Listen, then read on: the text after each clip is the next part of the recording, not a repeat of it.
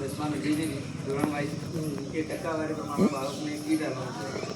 આ 31 તારીખ માટે ચંડીસર એટલે એના તમારા મુંબઈ કહો કે તે જ્યારે યુવાન છોકરા હોય તો તમે માર્કશીટો કલેક્ટ કરો માર્કશીટ ચાલુ છે અમારી અને કોઈ લગભગ માર્કશીટ ડેલિગેટ સર્ટિફિકેટ બાકી ના રહે છોકરું અને આ પ્રોગ્રામની અંદર આપણે ચંડીસરમાં પાછું આપણું ઘણું બધું મોટું આયોજન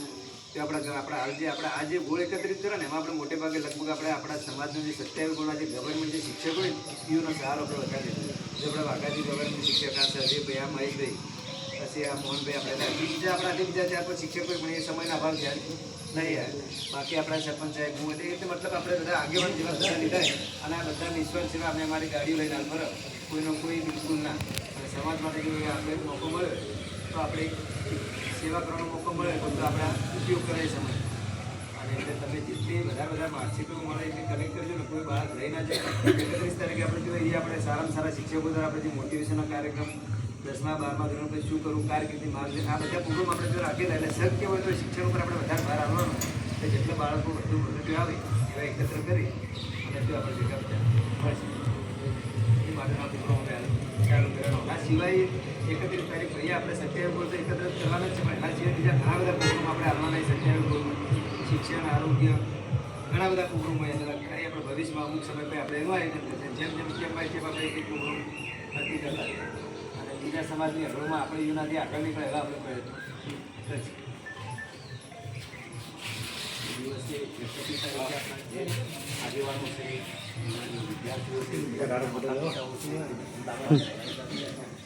મોટિવેશન થાય તમારા ગામનું ગ્રુપમાં મૂકી દીધું અમે અમારી જગ્યાએ નક્કી કરી નાખ્યા તો અમારા સંપૂર્ણના ગ્રુપમાં છે આપણે સંભાળ આપણે કોઈને વધારે મહેનત ના કરી પણ એક જગ્યાએ આપણે બધી વસ્તુ મળે એક જગ્યાએ સેન્ટર ઉપર આપણે મને કોઈ બીજા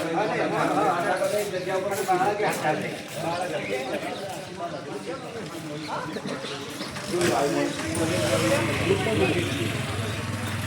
અને નવું જે છોકરો આપણે ગવર્મેન્ટમાં લાગ્યો ને નવો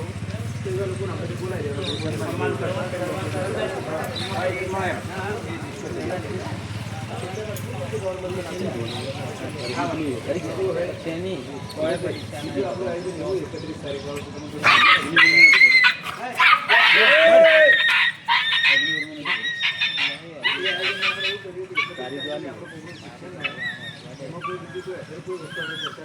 ખાલી ઓનલી સ્ટેજ પર આપણે સ્ટેજ પર આપણે બાળકો